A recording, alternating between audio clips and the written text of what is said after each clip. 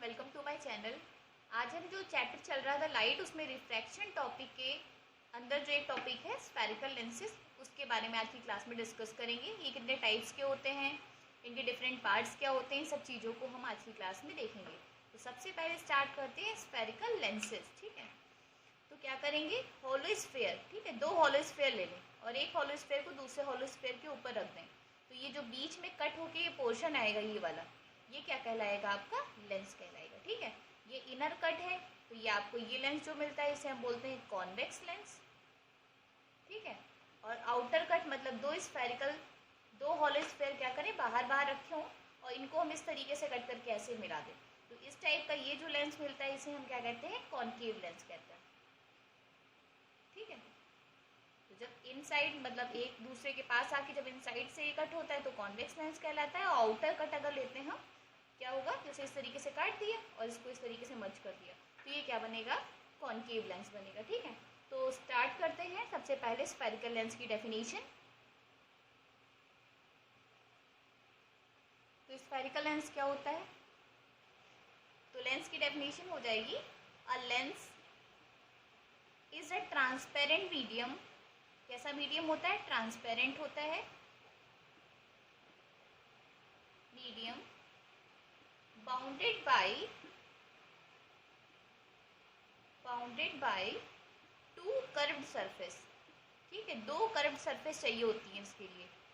To curved surface is known as, अच्छा वो lens लिख लिया तो लिखने की जरूरत नहीं है। ठीक है, तो आप क्या करेंगे, एक लेंस इस तरीके से बनाएंगे, ये इनर वाला हो गया था। ठीक, जो इस टाइप का होगा, बीच में मोटा और किनारे पे पतला, वो क्या कहलाएगा, कॉन्वेक्स लेंस। ठीक है, और जो बीच में पतला हो और किनारे पे क्या हो, मोटा हो, उससे हम क्या कहेंगे, कॉन्केव लेंस कहेंगे।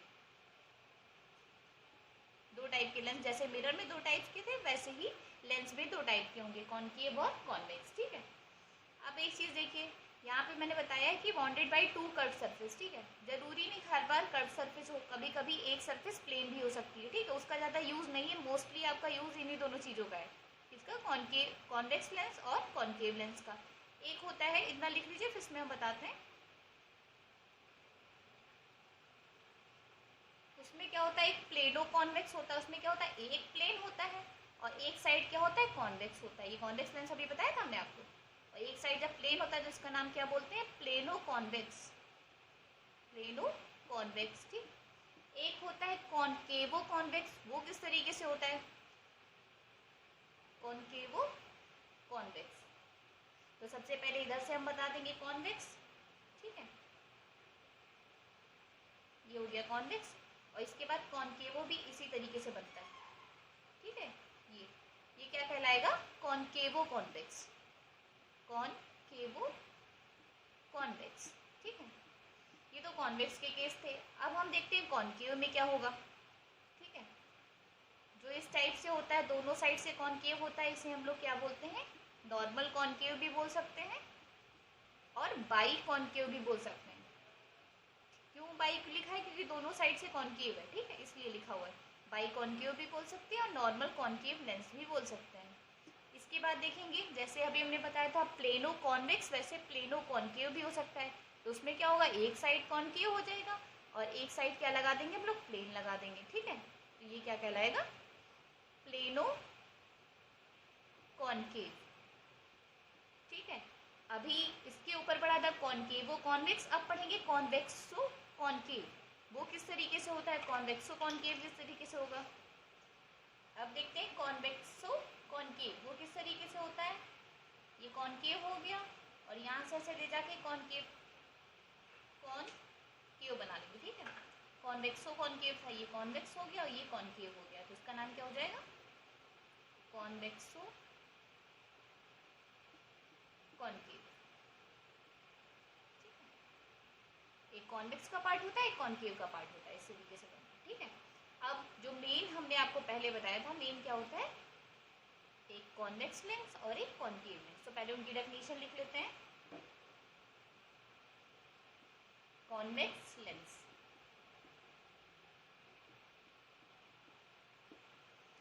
convex lens is thick in the middle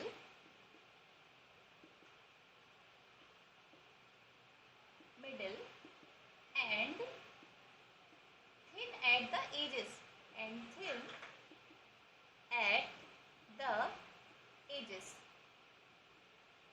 ठीक है, क्या बताया था? कॉन्वेक्स लेंस क्या होता है? जो कि थिक होता है मिडिल में, थिन होता है एजेस पे, ठीक है। तो किनारे पे पतला और बीच में मोटा, तो इस तरीके से बनेगा, ठीक है। ये क्या हो गया? कॉन्वेक्स लेंस हो गया। नेक्स्ट देखते हैं कॉनकेव लेंस। कॉनकेव में देखिए किस तरीके से चेंज करते हैं। ये हो गया कॉनकेव, इसमें लिखेंगे अ कॉनकेव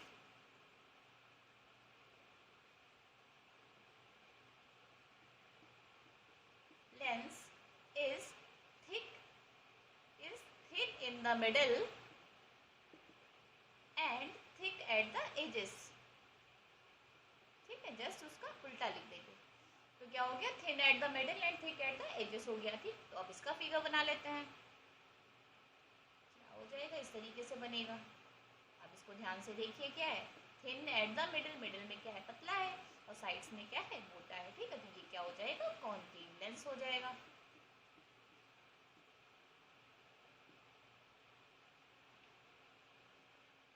अब डिफरेंट पार्ट्स देख लेते हैं, लेंस में कौन कौन से पार्ट्स का यूज होता है। जैसे कि ये है हमारा कॉन्वेक्स लेंस,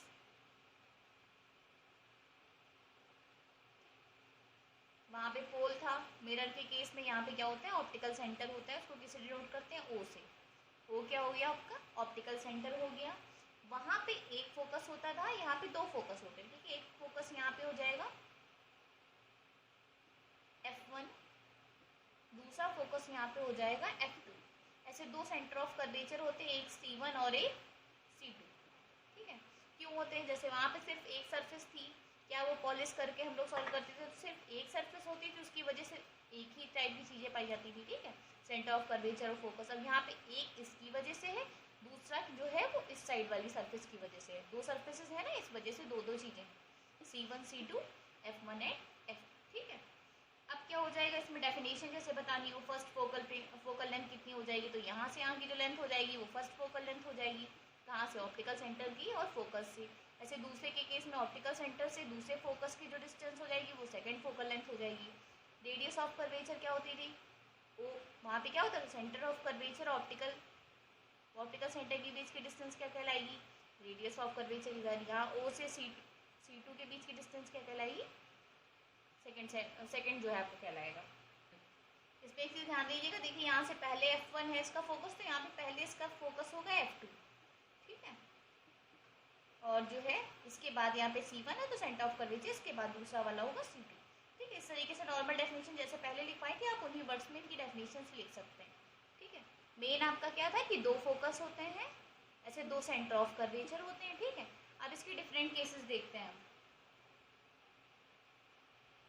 अगर इस लेंस के दोनों साइड के मीडियम सेम है, जैसे इस साइड अगर एयर है तो दूसरे साइड भी क्या हो? एयर हो। दोनों साइड के अगर मीडियम सेम है तो दोनों की फोकल लेंथ भी न्यूमेरिकली आपस में क्या होती है? इक्वल होती है। F1 इज इक्वल्स टू क्या हो जाएगा? F2। ये ध्यान रखिएगा, लेंथ जो होंगी दोनों साइड की वो इक्वल रखी जाएंगी, क्योंकि मीडियम क्या होगा? सेम। अगर किसी केस में मीडियम डिफरेंट होगा तो फोकल लेंथ अलग अलग हो जाएंगी। आप फिगर ये बना लीजिए। इसके बाद देखते हैं image formation by convex lens. किस तरीके से कॉन्वेक्स लेंस में इमेज फॉर्मेशन होता है, ठीक है। तो जैसे पहले मिरर के केस में हमने आपको कुछ टिप्स बताए थे स्टार्टिंग में कि आपको ध्यान रखने हैं, सेम वैसे ही आपको कुछ पॉइंट्स इस बार भी ध्यान रखने हैं, तो वो आप लिख लीजिए जो जरूरी है। Image formation by convex lens. सबसे पहला पॉइंट आपको ध्यान रखना है कि जब ray of light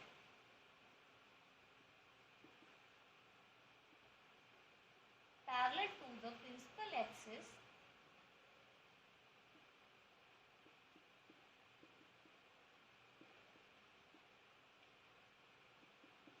after refraction, क्या पढ़ रहे हैं? रिफ्रैक्शन पढ़ रहे हैं, ध्यान रखिएगा, रिफ्लेक्शन मत लिख दीजिएगा। After refraction it passes through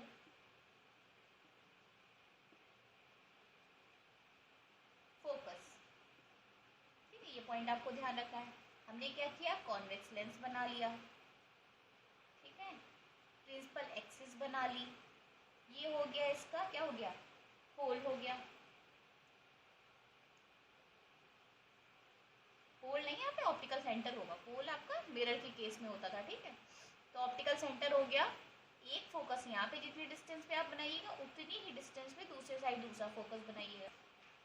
तो पैरेलल क्या बताया, पैरेलल टू प्रिंसिपल एक्सिस। जब लाइट रे क्या होगी, प्रिंसिपल एक्सिस के पैरेलल जाएगी, ये पैरेलल गई, यहाँ से जाने के बाद क्या होगा, रिफ्रैक्शन प्रोसेस होगा, तो इसकी डायरेक्शन थोड़ी सी क्या होगी, चेंज होगी, और चेंज होने के बाद ये लाइट रे कहाँ से पास होगी, फोकस से पास होगी। ये आपको ध्यान रखना है, ठीक है। देखो बिल्कुल सीधी नहीं गई है। रिफ्रैक्शन प्रोसेस में क्या बताया था, कुछ न कुछ जो है डायरेक्शन जो है लाइट की वो बेंड होती है, बेंडिंग आती है थोड़ी ना थोड़ी, ठीक है। तो उसकी वजह से क्या होगी, ये सीधी न जाकर के हल्का सा बेंड हो गई, बेंड होने के बाद कहाँ से पास हो जाएगी, फोकस से पास हो जाएगी। सेकंड केस देखते हैं, इसका फिगर आप बना लीजिए।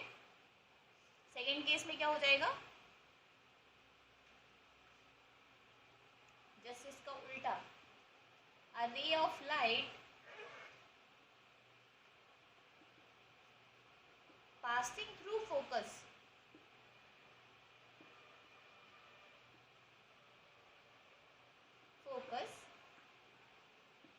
after refraction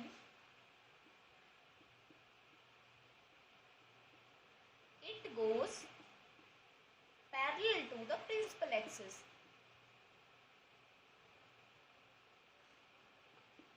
ये देखा आपने कि पहले वाले का जस्ट उल्टा है कि जब प्रिंसिपल एक्सिस से जाती है तो रिफ्रैक्शन के बाद फोकस से निकलती है। अब क्या कहा गया कि फोकस से लाइट रे जा रही है। फिर से हमने कॉन्वेक्स लेंस बनाया, ठीक है, फिर इसका हमने क्या किया, ऑप्टिकल सेंटर बना लिया, ऑप्टिकल सेंटर O हो गया, यहाँ पे क्या हो गया, इसका फोकस F1 हो गया, यहाँ पे दूसरा फोकस क्या हो गया, F2 हो गया, ठीक। लाइट रे कहाँ से पास हो रही है, फोकस से, तो फोकस से पास होने वाली लाइट रे क्या होगा, यहाँ पे जाने के बाद रिफ्रैक्शन होगा, और रिफ्रैक्शन के बाद जो है इसकी डायरेक्शन क्या हो जाएगी, parallel axis, parallel to the principal axis, ठीक है। तो जब भी कोई लाइट रे कॉन्वेक्स लेंस के केस में फोकस से पास होगी तो वो रिफ्रैक्शन प्रोसेस के बाद प्रिंसिपल एक्सिस के पैरेलल हो जाएगी। ये फिगर भी आप ड्रॉ कर लीजिए, आगे आपको हेल्प करेगा इमेज फॉर्मेशन में।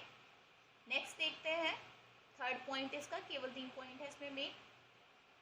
अब थर्ड में ये होगा कि अगर कोई लाइट रे ऑप्टिकल सेंटर से पास हो, when a light ray passing through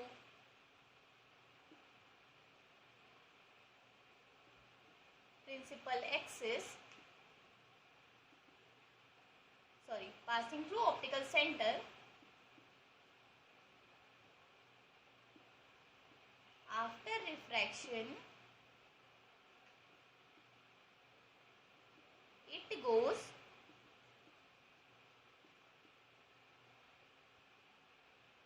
in a straight line without any deviation।